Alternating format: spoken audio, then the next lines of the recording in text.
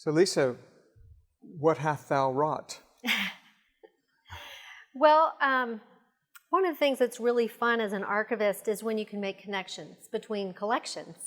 And I have here Sammy Davis Jr.'s scrapbook from the Kennedy Center Honors on December 6, 1987, and he was an honoree that day.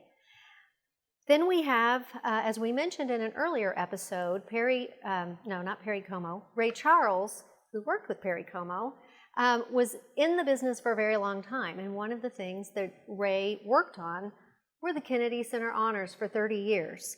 So here we have Sammy's scrapbook from that day, and we have Ray's production binder from that day, which is really fun. And then recently, you donated a collection of Sammy Davis Jr. arrangements to us. And that is, I think, just violin parts for us. But I wanted to open this up a little bit. I'm sure this was quite an honor for Sammy, who was also honored at the same time as Perry Como. So comes full circle. Comes full circle, right. But you can see here the invitations, the identification card at the White House. I have one of those from when I went. Yeah. Is it in one of your scrapbooks that you're going to give us? Somewhere, yeah, yes. Good. Photos, lots of photos of Sammy and the Reagans. Ronald Reagan was in office at the time. The tickets. The tickets, the golden ticket. And news clippings.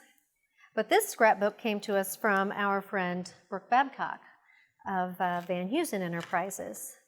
And so we have this fun scrapbook here.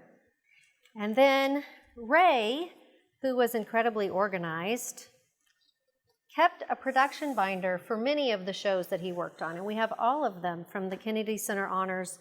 Plus we have Perry Como binders, Mac Davis, John Denver, just everybody that did a variety show in the 60s and 70s.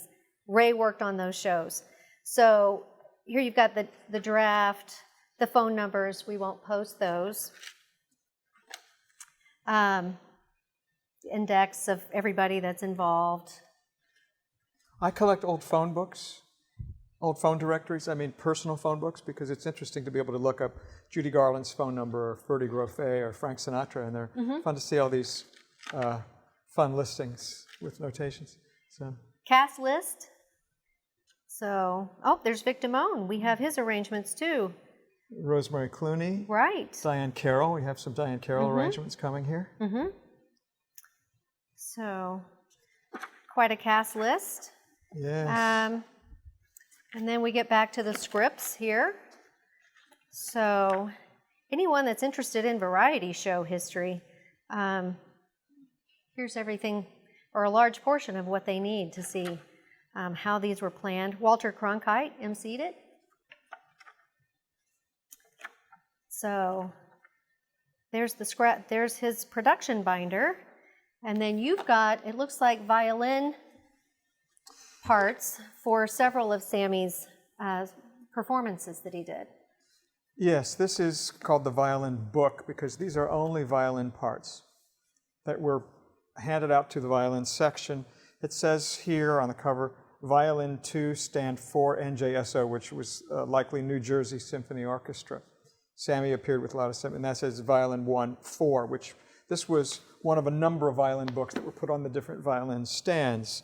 Down here it's just 9/11/86, and then inserted in here from all the different performances, there are copies of set lists from different appearances. So this is Atlantis Symphony, July 11th and 12th, 1986, with the order of songs that Sammy sang. This is the Atlantis Symphony, July 8th, 1984. So this is 2 years earlier. So it shows what songs he did at that time, and you can compare them and see which ones he repeated and which ones he had done anew.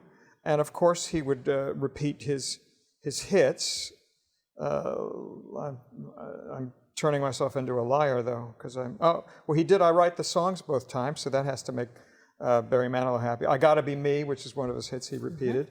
And then here is a rehearsal song list for May 16th, 1987, New York Symphony Hall.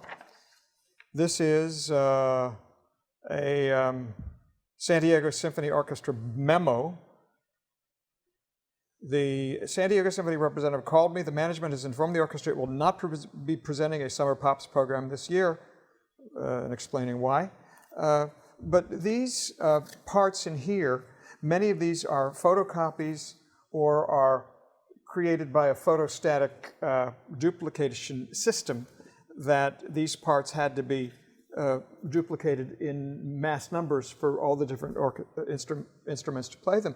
But there are also manuscript parts in here, hand-copied original parts that are also inserted, which makes them very, very valuable. And so all of this material to us is gold, because one day somebody will want to recreate these charts. Somebody will want to perform them again. And orchestras often in their Pops concerts do perform these. But aren't you dying to hear Sammy Davis Jr.'s version of Ghostbusters? I am. Can't wait, yes. Right. Maybe you could play it later. Yeah, so we're waiting. Thank you, Lisa. Thanks.